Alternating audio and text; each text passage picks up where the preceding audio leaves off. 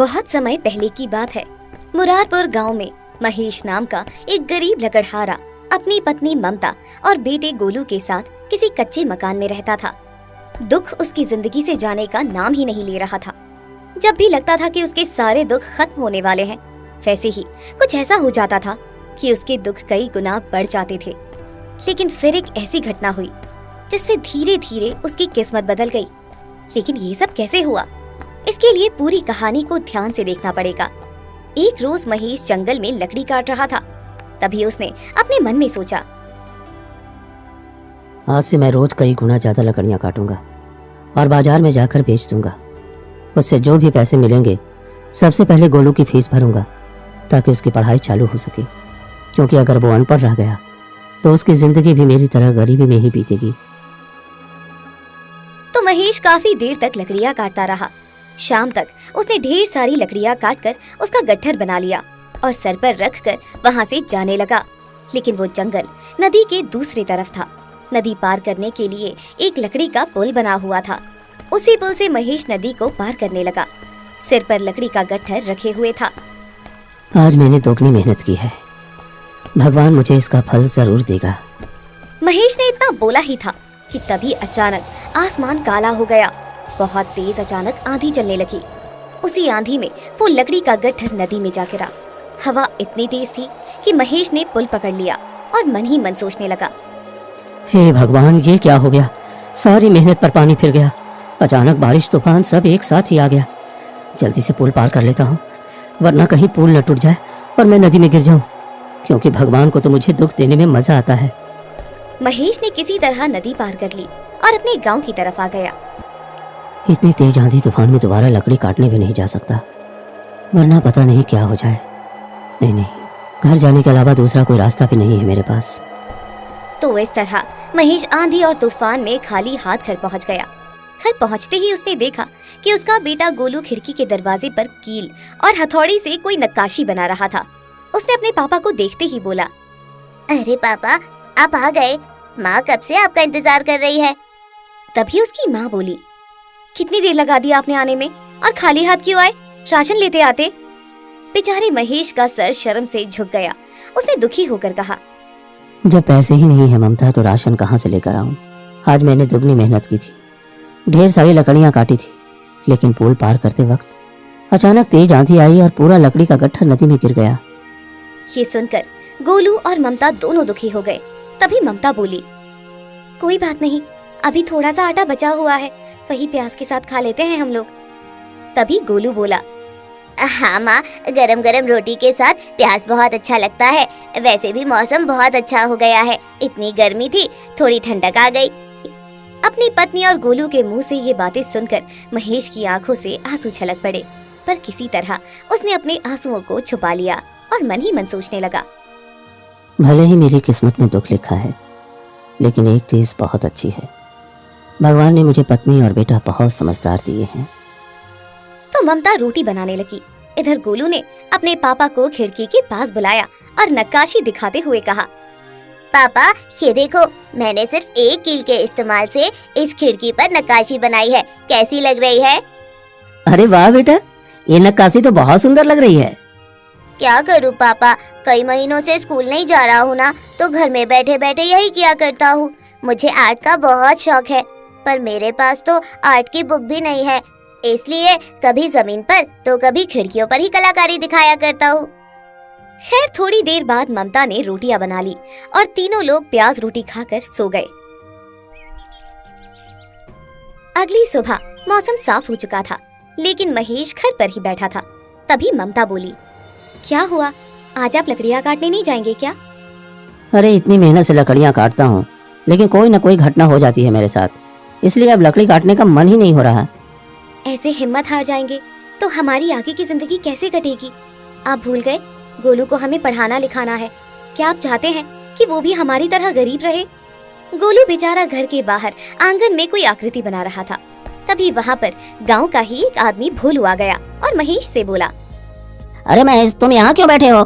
कल मौसम खराब हो गया था, लोगों के पास जलाने के लिए लकड़ियाँ नहीं बची, इसलिए आज बाजार में लोग दुगने दाम देकर लकड़ियाँ खरीद रहे हैं। अरे कुछ लोग तो फर्नीचर बनाने के लिए भी लकड़ियाँ खरीद रहे हैं। मौके का फायदा उठा लो भाई। ये सुनकर महेश और ममता दोनों खुश हो गए। तभी ममता बोली, मुझे पहले से ही पता था कि भगवान के घर में देर है लेकिन अंधेर नहीं। देखिए, भगवान ने हमारी सुन ली। सही कह रही हो ममता, आज मैं फिर से ढेर सारी लकड़ियां बेचकर दुगने पैसे कमा लूंगा। तुम्हारा बहुत बहुत धन्यवाद भोलू। इतना बोलकर महेश खुशी खुशी जंगल में गया और ढेर सारी लकड़ियां काट ली। फिर गट्ठर बनाकर पुल पार करने लगा। क्या बात है, आज मौसम कितना साफ है। लगता है भगवान आज मुझ पर बहुत मेहरबान है। आज तो मैं कुछ पैसे कमा ही लूंगा। इस तरह महेश ने किसी तरह नदी पार की और अपनी सारी लकड़ियां लेकर बाजार चला गया। उसके अलावा वहाँ पर कुछ और लकड़हारे भी लकड़ियां बेच रहे थे। सबके पास भीड़ लगी थी। तभी एक ग्राहक महेश के पास आया। अरे भाई साहब, आपके पास जितनी लकड़ियां हैं ना, सब मुझे दे दीजिए, किसी और को मत दीजिएगा। मुझे लकड़ियों की बहुत ज़रूरत है भाई। इकट्ठे लकड़ियां खरीद कर रख लेता हूँ, पता नहीं कब मौसम खराब हो जाए और लकड़ियां मिलना बंद हो जाए। ये सुनकर महेश खुश हो गया और उस ग्राहक से बोला, हाँ हाँ, क्यों नहीं चाचा, आप ये सारी लकड़ियां ले लीजिए। मैं बेचने के लिए ही तो आया हूँ। हर कोई यहाँ पर दोगुने दाम में लकड़ियां बेच रहा है, लेकिन मैं आपको उसी दाम में सारी लकड़ियां दे दूंगा, क्योंकि आप एक साथ मेरी सारी लकड़ियां खरीद रहे हैं ना। महेश की ये बात सुनकर वो ग्राहक और भी ज्यादा खुश हो गया और उसने कहा, क्या बात है, तुम तो बहुत ईमानदार हो। तुम्हारी इसी ईमानदारी को देखते हुए मैं तुम्हें दोगुने पैसे ही दूंगा, क्योंकि बाजार में सारे लकड़हारे दोगुने दाम में लकड़ियां बेच रहे हैं। मुझे तो लगा था कि आज मुझे लकड़ियां मिलेंगी ही नहीं। तो ग्राहक ने महेश को दोगुने पैसे दिए और लकड़ियां लेकर चला गया। महेश बहुत खुश हुआ। वाह, क्या बात है भगवान, आपने तो अचानक मेरे सारे दुख गायब कर दिए। बाजार आए हुए सिर्फ मुझे 10 मिनट हुए हैं और 10 मिनट में मैंने इतने सारे पैसे कमा लिए। अब घर जाता हूँ, रास्ते में राशन लूंगा। ममता और गोलू बहुत खुश हो जाएंगे। इतना बोलकर महेश वहाँ से जाने लगा। रास्ते में वो पैसे गिनते हुए जा रहा था। सुनसान इलाका था। तभी कोई चोर भागते हुए आया और उसके हाथ से सारे पैसे छीनकर वहाँ से भाग गया। महेश चिल्लाते हुए इसके पीछे भागा। अरे चोर चोर चोर, मेरे सारे मेहनत के पैसे लेकर भाग रहा है तू। अरे रुक जाओ, अगर तुमको जरूरत है तो थोड़े पैसे मैं तुम्हें दे दूंगा, लेकिन बाकी पैसे तो लौटा दो। अरे मेरे बीवी बच्चे भूखे हैं। अरे कोई है मेरी मदद करने वाला? अरे कोई है, कोई पकड़ो उस चोर को। लेकिन वो चोर रुका नहीं। वहाँ पर उसकी मदद करने के लिए भी कोई दूर दूर तक नहीं था। वो चोर वहाँ से भाग गया और बेचारा महेश वहीं बैठकर रोने लगा। हे भगवान, ये कैसी किस्मत बनाई है तूने मेरी। दुख खत्म होने ही वाला होता है कि तुरंत कोई नया दुख दे देता है तू। मैं अपने बेबी बच्चों को क्या मुंह दिखाऊंगा। अब कई घंटों तक महेश वहीं बैठा रहा। धीरे धीरे अंधेरा हो गया। रात काफी हो चुकी है, अब घर तो जाना ही पड़ेगा। मेरी बीवी और बेटा बहुत समझदार है, उन्हें बताऊंगा तो समझ जाएगा। महेश वहाँ से जाने लगा, लेकिन जैसे ही वो गांव के अंदर पहुंचा, उसे एक किराने की दुकान दिखाई दी। तभी उसने सोचा, ऐसा करता हूँ, चाचा की दुकान से थोड़ा उधार राशन ले लेता हूँ, वरना मैं मुंह दिखाने के काबिल नहीं बचूंगा अपने घर में। इतना बोलकर महेश किराने की दुकान पर गया और दुकानदार से बोला, चाचा, मुझे 5 किलो चावल, 2 किलो अरहर की दाल और 5 किलो आटा उधार दे दो। मैं 1 हफ्ते में आपको पैसा दे दूंगा। देखो, पूरे गांव को पता है कि तुम्हारे पास दुखों की दुकान है और तुम्हारी किस्मत भी बहुत खराब है, तो तुम मुझे पैसे तो दे ही नहीं पाओगे, इसलिए मैं तुम्हें तो उधार बिल्कुल नहीं दे सकता। हाँ। अरे चाचा, कैसी बात करते हो? 1 हफ्ते में इतना पैसा तो कमा ही लूंगा कि आपके पैसे चुका सकूं। इसी गांव में रहता हूँ, इतना तो भरोसा कर लीजिए। तुमको खुद अपनी किस्मत पर भरोसा नहीं है तो मुझे कैसे होगा? हाँ? मैं तुम्हें उधार सामान नहीं देने वाला। हाँ। अब महेश परेशान हो गया, क्योंकि वो बिना राशन लिए घर जाना ही नहीं चाहता था।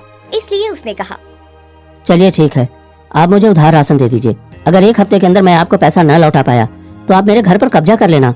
फिर जब मैं आपको पैसे लौटा पाऊँ तब आप मुझे घर वापस कर देना। अब तो राशन दे सकते हैं ना? ये सुनकर दुकानदार दंग रह गया और बोला, एक बार फिर से सोच लो महेश, क्योंकि मुझे अच्छी तरह से पता है कि 1 हफ्ते बाद तुम्हारा घर मेरा होने वाला है और फिर तुम कभी मेरा उधार नहीं चुका पाओगे। अरे थोड़े से राशन के चक्कर में 1 हफ्ते बाद तुम्हारा घर चला जाएगा। अरे कहीं नहीं जाएगा मेरा घर चाचा, 1 हफ्ते में इतना तो कमा ही लूंगा। मैंने जो बोला है जल्दी से मुझे दे दीजिए। ठीक है, जैसी तुम्हारी मर्जी। मेरा काम था तुम्हें समझाना, सो मैंने तुझे समझा दिया। तभी दुकानदार ने रमेश को उधार राशन दे दिया और महेश सारा राशन लेकर घर आ गया। इतना सारा राशन देखकर गोलू और ममता दोनों बहुत खुश हो गए।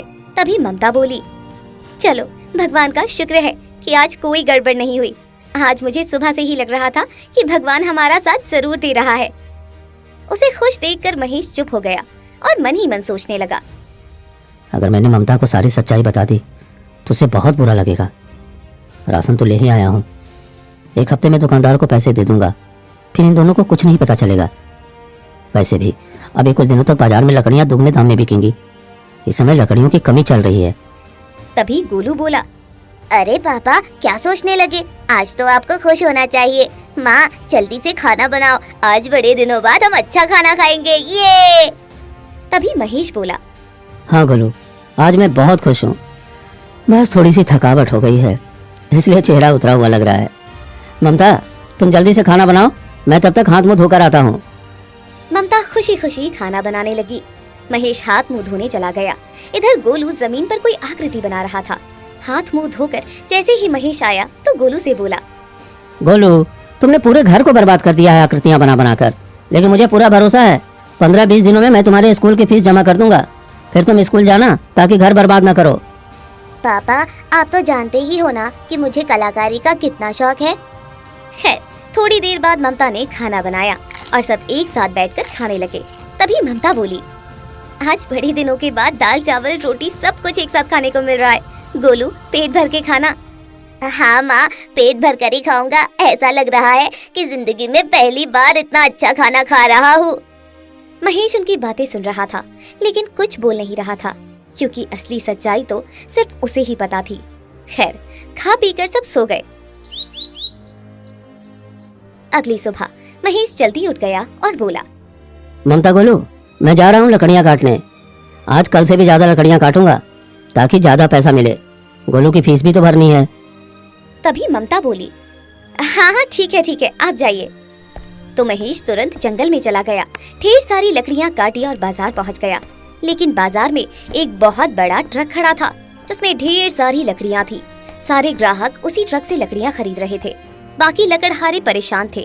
तभी महेश ने किसी दूसरे लकड़हारे से पूछा, अरे भाई साहब, सारे लोग उस ट्रक वाले से लकड़ी क्यों खरीद रहे हैं? आप लोग भी बड़े परेशान लग रहे हैं। अरे क्या बताएं महेश भैया, ये अमीर व्यापारी हमेशा हम गरीबों के पेट पर लात मारने में जुटे रहते हैं। एक कोई बड़ा व्यापारी आया है पूरा ट्रक लकड़ियाँ भरकर, और वो बहुत ही सस्ते दाम में लोगों को लकड़ियाँ बेच रहा है, इसलिए हमसे कोई लकड़ियाँ भी नहीं खरीद रहा है। हे भगवान, तू मेरे साथ ये सब क्यों कर रहा है? अगर मेरी लकड़ियाँ नहीं बिकेंगी तो मैं दुकानदार का पैसा कैसे चुकाऊंगा? मेरा तो घर चला जाएगा, हम सड़क पर आ जाएंगे। शाम तक सारे गरीब लकड़हारे बाजार में बैठे रहे, पर उनसे किसी ने लकड़ियाँ नहीं खरीदी। सारी लकड़ियाँ लेकर महेश रात को वापस घर आ गया और अपने परिवार को सारी बात बता दी। तभी ममता बोली, गलती उस अमीर आदमी की नहीं है, गलती तो हम जैसे गरीबों की किस्मत की है। चिंता मत कीजिए, आप अपना काम करते रहिए, भगवान चाहेगा तो फल जरूर मिलेगा। महेश लगातार 1 हफ्ते तक वही लकड़ियाँ लेकर बाजार जाता रहा, लेकिन कोई उससे लकड़ी नहीं खरीदता था। सारे लोग उस ट्रक वाले व्यापारी से ही लकड़ियाँ खरीदते। 8वें दिन वही दुकानदार उनके घर टपक पड़ा। महेश, 1 हफ्ते तक मैंने कुछ नहीं बोला, अब तुम घर खाली कर दो। ममता और गोलू दोनों हैरान हो गए। तभी ममता बोली, अरे चाचा, हम अपना घर क्यों खाली कर दें? ये घर हमारा है। क्यों महेश, तुमने अपने परिवार को उस बारे में कुछ नहीं बताया क्या? अब महेश के पास सच्चाई बताने के अलावा कोई दूसरा रास्ता नहीं बचा। वो अपनी बीवी और बेटे से बोला, ममता गोलू, मुझे माफ कर देना, मैं तुम लोगों को सच्चाई नहीं बताई थी। उस दिन मेरी सारी लकड़ियां तो बिक गईं, लेकिन रास्ते में एक चोर मेरे सारे पैसे छीनकर भाग गया, इसलिए। महेश ने सारी सच्चाई अपने परिवार को बता दी। तभी ममता बोली, जब आप घर गिरवी रखकर राशन लाए थे और 1 हफ्ते में पैसे भी नहीं चुका पाए, तो घर तो खाली करना ही पड़ेगा। चाचा, थोड़ा समय दे दीजिए, हम अपना सारा सामान इकट्ठा कर लेते हैं। महेश अपने परिवार को लेकर उसी जंगल में चला गया जहाँ पर वो लकड़ियाँ काटा करता था। तभी गोलू बोला, पापा अभी तक तो सिर्फ मुझे अपनी पढ़ाई की चिंता थी, लेकिन अब तो हमारे पास रहने के लिए छत भी नहीं है। तभी ममता बोली, अब तो हम किसी तरह अपनी जिंदगी ही काट लें, वही बहुत बड़ी बात है। गोलू को पढ़ाने लिखाने की बात तो बहुत बड़ी हो गई, वो तो कभी अब हो ही नहीं पाएगा शायद। तभी महेश ने अपने परिवार को दिलासा देते हुए कहा, ममता गोलू, तुम दोनों चिंता मत करो, सब कुछ सही हो जाएगा। हमें हमारा घर भी वापस मिलेगा और गोलू की पढ़ाई भी शुरू होगी। मैंने आज तक कोई गलत काम नहीं किया, इसलिए भगवान पर मुझे पूरा भरोसा है। वो मुझे कोई ना कोई रास्ता जरूर दिखाएंगे। फिलहाल मैं लकड़ियां काट कर लाता हूँ, लकड़ियों से एक छोटी सी झोपड़ी बना लेता हूँ। महेश ने उसी जंगल में लकड़ी की छोटी सी झोपड़ी बना ली और उसी में रहने लगा। अभी थोड़ा बहुत राशन बचा हुआ था, इसलिए फिलहाल खाने पीने की समस्या नहीं थी। एक रात खाना पीना खाने के बाद जब सब लोग सो गए तो महेश अकेले झोपड़ी के बाहर आया और आसमान की तरफ हाथ जोड़कर भगवान से प्रार्थना करने लगा। हे भगवान, अगर आप सच में कहीं पर हैं तो मेरी बात जरूर सुन रहे होंगे। मुझे एक बात का जवाब दीजिए, मैंने आज तक किसी के साथ गलत नहीं किया, फिर मेरे साथ इतना गलत क्यों हो रहा है? आप तो मेरी इतनी परीक्षा ले रहे हैं मानो आप मुझे ब्रह्मांड का मैनेजर बनाना चाहते हैं। अब आपको मेरी मदद करनी ही पड़ेगी या फिर मेरे पूरे परिवार को अपने पास बुला लीजिए। अब मैं और बर्दाश्त नहीं कर पाऊंगा भगवान, अब और बर्दाश्त नहीं कर पाऊंगा। ये कहते कहते महेश की आंखों से आंसू छलक पड़े। खैर थोड़ी देर बाद महेश अपनी झोपड़ी के अंदर गया और सो गया। अगली सुबह उसने अपनी बीवी से कहा, ममता, मैं जरा बाहर जा रहा हूँ, गोलू का ख्याल रखना, कहीं बाहर मत निकलना। इतना बोलकर महेश बाहर निकल गया। उसने जैसे ही नदी का पुल पार किया वैसे ही थोड़ी दूर पर उसे एक बुजुर्ग आदमी मिला जो बेहोश था। महेश नदी से पानी लेकर आया, बाबा के चेहरे पर डाला, तब उन्हें जाकर थोड़ा होश आया। अरे बाबा, कौन है आप? यहाँ क्या कर रहे हैं? बेहोश कैसे हो गए थे आप? तभी वो बाबा बोले, बेटा, मैं पैसे से एक बढ़ई हूँ, यहाँ कुछ लकड़ियों की तलाश में आया था पर कोई मिला ही नहीं। मैं रास्ता भी भटक गया था, मेरे पास खाने पीने को भी कुछ नहीं था, इसलिए मैं बेहोश हो गया था। बाबा, आप मेरे साथ मेरे घर चलिए, मैं आपको खाना खिलाता हूँ, आगे की बात हम बाद में करेंगे। महेश बाबा को अपनी झोपड़ी में ले गया, उन्हें खाना खिलाया। उसके बाद बाबा ने कहा, बेटा, मुझे आम और शीशम की बहुत सारी लकड़ियाँ चाहिए। हमारे कस्बे में शौकीन और अमीर लोग रहते हैं, उनके लिए फर्नीचर बनाना है। ये सुनकर महेश खुश हो गया। उसने कहा, चिंता मत कीजिए बाबा, भगवान ने आपको बिल्कुल सही जगह भेजा है। मैं आपको आम और शीशम की लकड़ियाँ दे सकता हूँ, जितनी भी आप कहो। महेश दिन भर लकड़ियाँ काटता रहा और शाम तक उसने ढेर सारी आम और शीशम की लकड़ियाँ इकट्ठा कर ली। तभी महेश ने बाबा से कहा, बाबा, ये रही आम और शीशम की लकड़ियाँ, और भी कभी चाहिए तो बता देना। तुम्हारा बहुत बहुत धन्यवाद बेटा। आम और शीशम की लकड़ियाँ ढूंढते ढूंढते तो एक हफ्ता गुजर गया, पर मुझे कहीं मिली ही नहीं। पर तुमने तो आसानी से इतनी सारी लकड़ियाँ मेरे लिए ढूंढ दी। अभी मेरा नौकर लोडर लेकर आता होगा, उसमें ही लाद घर ले जाऊंगा ये सारी लकड़ियाँ। थोड़ी देर बाद उसका ड्राइवर एक लोडर लेकर आया, जिसमें सारी लकड़ियाँ उसने लोड कर ली। जाने से पहले बाबा महेश से बोले, ये लो बेटा पैसे, और ये बताओ तुम यहाँ जंगल के बीच क्यों रहते हो? तुम्हारा कोई घर नहीं है क्या? अब क्या बताऊं बाबा, मेरी कहानी बहुत दुख भरी है। आप सुनकर क्या करेंगे? नहीं बेटा, तुमने मेरी इतनी मदद की है तो तुम्हें मुझे अपनी पूरी कहानी बतानी ही पड़ेगी। हो सकता है मैं तुम्हारी कुछ मदद कर सकूं। अगर तुम मुझे होश में न लाए होते तो पता नहीं आज मैं कहाँ होता। ठीक है बाबा, आप जिद कर रहे हैं तो बता देता हूँ।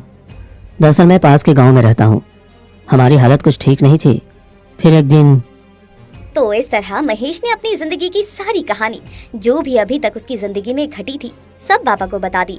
महेश की दुख भरी कहानी सुनकर बाबा को उस पर तरस आ गया। उन्होंने महेश से कहा, तुम सिर्फ लकड़ियां बेचकर कभी अपना सपना पूरा नहीं कर पाओगे। मैं एक बढ़ई हूँ, मैं तुम्हें बढ़ई का काम सिखा देता हूँ। लकड़ियां तुम्हारे पास है ही, बढ़ई का काम सीख जाओगे तो अच्छा खासा पैसा कमा लोगे। मैं भी पहले गरीब था बेटा, लेकिन धीरे धीरे मैंने अपनी हालत सुधार ली यही काम करके। बाबा की बात सुनकर महेश खुश हो गया और उसने कहा, बाबा, अगर आप मुझे बढ़ई का काम सिखा देंगे तो मेरी लगभग सारी समस्याएं खत्म हो जाएंगी। तो ठीक है, पड़ोस वाले कस्बे में आ जाना, किसी से भी पूछ लेना राम अवतार बढ़ई कहाँ रहते हैं, हर कोई तुम्हें बता देगा। और एक हफ्ते में ही मैं तुम्हें बढ़ई का सारा काम सिखा दूंगा। तुमने मेरी जान बचाई है तो इतना तो कर ही सकता हूँ। इतना बोलकर बाबा सारी लकड़ियां लेकर वहां से चले गए।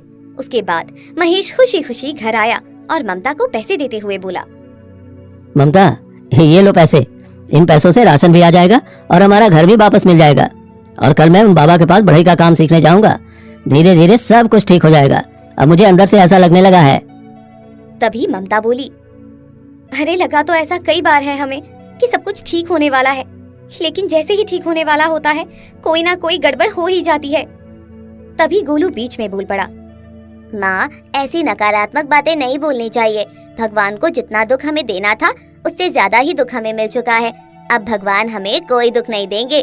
पापा चलो अपने घर वापस चलते हैं। तो महेश सारा सामान लेकर अपने गांव वापस आ गया। उसने दुकानदार का उधार चुकाया और राशन भी खरीद लिया। उसके बाद दुकानदार ने उसके घर की चाबी उसे दे दी और बोला, महेश, तुम अपना घर जैसे छोड़ कर गए थे वैसे ही है। मैं उसमें रहता नहीं हूँ। मैंने तो ये जानबूझकर तुम्हारे साथ किया था, क्योंकि जब तक इंसान के पास हद से ज्यादा दुख नहीं आता तब तक उसकी जिंदगी में कोई बदलाव नहीं होता। अब मुझे पता है तुम्हारी जिंदगी बदलने वाली है। आपका बहुत बहुत धन्यवाद चाचा।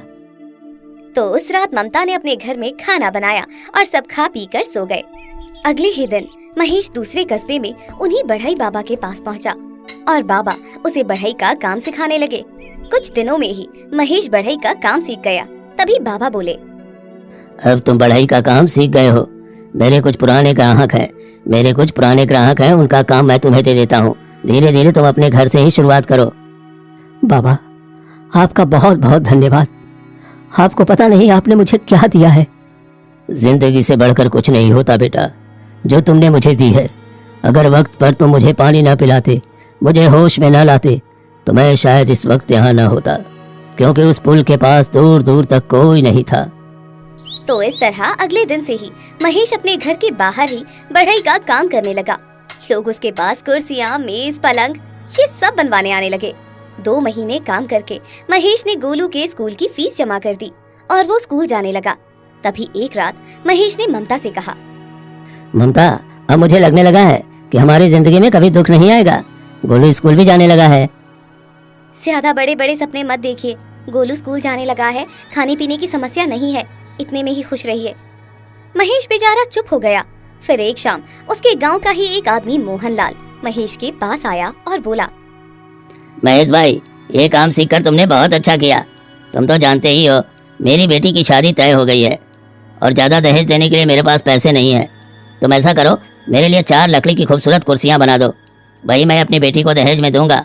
कुर्सियां ऐसी बनाना जिसे देखकर समधी जी खुश हो जाएं। चिंता मत करो चाचा, कविता मेरी भी बेटी जैसी है। मैं बहुत मजबूत और टिकाऊ कुर्सियां बना दूंगा। चिंता मत करो आप, शीशम की लकड़ियों से कुर्सियां बनाऊंगा। ठीक है बेटा, तुम्हारा बहुत बहुत धन्यवाद। इतना बोलकर मोहनलाल वहाँ से चला गया। लेकिन दूर से उसकी बातें गोलू ने सुन ली। वो मन ही मन सोचने लगा, पापा शायद मोहनलाल चाचा की बात समझ नहीं पाए। उन्हें मजबूत और टिकाऊ कुर्सियां नहीं बल्कि खूबसूरत कुर्सियां चाहिए। लगता है मुझे ही कुछ ऐसा करना पड़ेगा कि कविता दीदी के ससुराल वाले उन कुर्सियों की खूब तारीफ करे। तो महेश अगले दिन शीशम की लकड़ियां लाया और कुर्सियां बनाने लगा। लगभग 15 दिन में चारों कुर्सियां बनकर तैयार हो गई। तभी गोलू भागते हुए उसके पास आया और बोला, पापा, ये कुर्सियाँ कितनी साधारण लग रही है। कुर्सी ऐसी होनी चाहिए कि लोग देखते रह जाएं। बेटा, कुर्सियां तो मैंने सही बनाई है। अब मैं इसमें क्या कर सकता हूँ? ये शीशम की कुर्सियां हैं, बड़ी मुश्किल से मिलती हैं। लोग तो देखते ही रह जाएंगे और तारीफ भी खूब करेंगे। अरे, मजबूत होने से कुछ नहीं होता पापा, देखने में भी आकर्षक लगनी चाहिए। रुकिए, मैं इन चारों कुर्सियों पर नक्काशी कर देता हूँ, फिर देखना कमाल। गोलू ने रात भर उन चारों कुर्सियों पर नक्काशी की और अगली सुबह महेश उन कुर्सियों को देखता ही रह गया। कुर्सियां देखकर वो बोला, अरे वाह, क्या बात है बेटा, तुमने तो कमाल ही कर दिया। लग ही नहीं रहा है कि ये वही कुर्सियां हैं जो मैंने बनाई थी। ऐसा लग रहा है कि ये किसी राजमहल की कुर्सियां हैं। तभी वहाँ पर ममता आ गई और बोली, मेरा बेटा तो शुरू से ही कलाकार है। आप ही हर वक्त उसे डांटा करते थे कलाकारी करने के लिए। अब थोड़ी ही देर बाद मोहनलाल खुद ही अपनी कुर्सियां लेने आ गया। कुर्सियां देखकर मोहनलाल की खुशी का ठिकाना ही नहीं रहा। उसने कहा, महेश, तुमने तो कमाल कर दिया। मुझे तो पता ही नहीं था कि तुम्हारे हाथों में जादू है। चाचा, ये मेरा कमाल नहीं, मेरे बेटे का कमाल है। मेरे बेटे को नक्काशी करने का शुरू से ही शौक रहा है, उसने ही ये सब किया है। मोहनलाल ने कुछ लड़कों को बुलाया और उनकी मदद से चारों कुर्सियां वहाँ से ले जाने लगा। तभी रास्ते में उन्हें गांव का जमींदार मिल गया और उसने बोला, अरे मोहनलाल, तुम तो कहते थे कि तुम बहुत गरीब हो, पर इतनी महंगी कुर्सियां कहाँ से ले आए? यहाँ तो मिलती ही नहीं होगी, शहर से ही मंगवाई होगी। अरे नहीं जमींदार साहब, ये कुर्सियां ना ही महंगी है और ना ही मैं शहर से लेकर आया हूँ। ये कुर्सियां तो अपने महेश और उसके बेटे गोलू ने बनाई है। क्या बात कर रहे हो मोहनलाल, मुझे भी अपनी हवेली के लिए फर्नीचर बनवाना है। मैं तो शहर जाने के लिए सोच रहा था, पर शायद अब नहीं जाना पड़ेगा। मैं अभी महेश से जाकर मिलता हूँ। इतना बोलकर जमींदार साहब सीधा महेश के पास पहुंच गए और बोले, महेश, इसे ही कहते हैं घर में छोरा और शहर में ढिंढोरा। तुम्हारी कलाकारी तो पहली बार मैंने देखी है। मोहनलाल की कुर्सियां तुमने ही बनाई है ना? हाँ जमींदार साहब, वो कुर्सियां मैंने ही बनाई है और उन पर नक्काशी मेरे बेटे गोलू ने की है। हाँ, मोहनलाल ने मुझे सब कुछ बता दिया है। अब तुम ऐसा करो, कल से मेरी हवेली में लग जाओ। मेरी हवेली का सारा फर्नीचर तुम्हें ही बनाना है और उस पर नक्काशी तुम्हारा बेटा करेगा। जो लाखों रुपए मैं शहर को देने वाला था, वो मैं तुम्हें दे दूंगा। ये सुनकर महेश की खुशी का ठिकाना ही नहीं रहा। उसने 1 महीने में ही जमींदार की हवेली का सारा फर्नीचर बना दिया।